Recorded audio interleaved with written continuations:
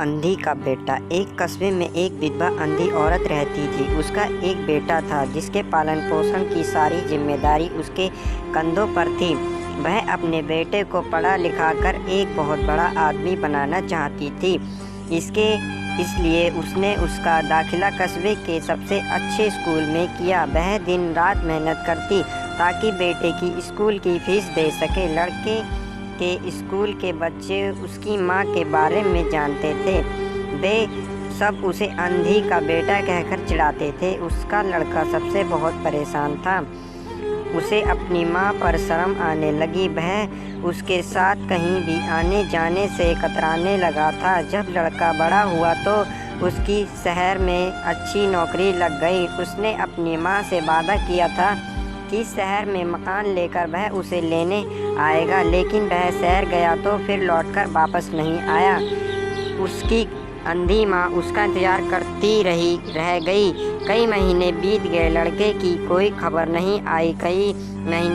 लड़के की कोई खबर नहीं आई। अंधी एक दिन उससे नहीं रहा गया और वह बेटे से मिलने शहर पहुंच गई। पूछते पूछते वह बेटे के ऑफिस पहुंची। वहां सिक्योरिटी गार्ड ने उसे रोक दिया। अंधी औरत ने गार्ड को अपने बेटे का नाम बताया और बोली कि उससे जाकर कह दो कि गांव से कोई मिलने आया है।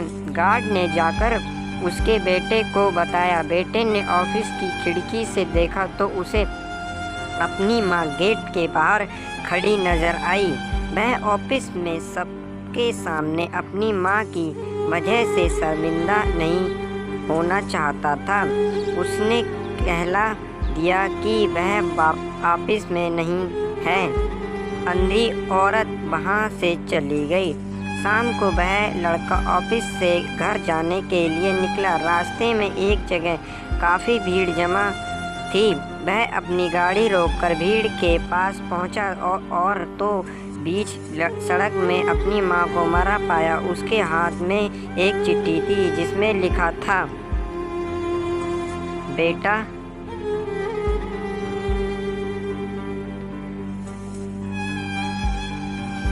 बड़े दिन हो गए थे, तेरी कोई खबर नहीं मिली। चिंता हो रही थी इसलिए तुझसे मिलने चली आई। तू तो अब बड़ा आदमी बन गया है।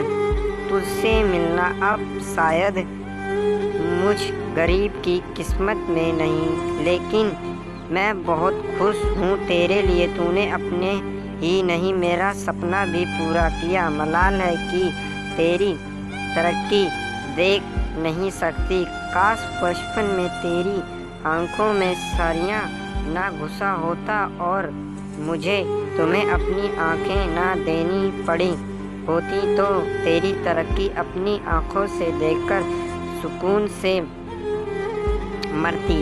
तेरी अंधी माँ। ये पढ़कर लड़का फूट फूट कर रोने लगा। जिस अंधी माँ पर उसे शर्म आती थी उसने उसके लिए कितना बड़ा बलिदान दिया था। वह आत्मग्लानि से भर उठा और जिंदगी भर खुद को माफ़ नहीं कर पाया। दोस्तों, माता पिता अपने बच्चों के लिए अपना सर्वस्व निछावर कर देते हैं। उनका हमेशा सम्मान करना। अगर आपको यह कहानी अच्छी लगी तो चैनल को लाइक और सब्सक्राइब करें। धन्यवाद।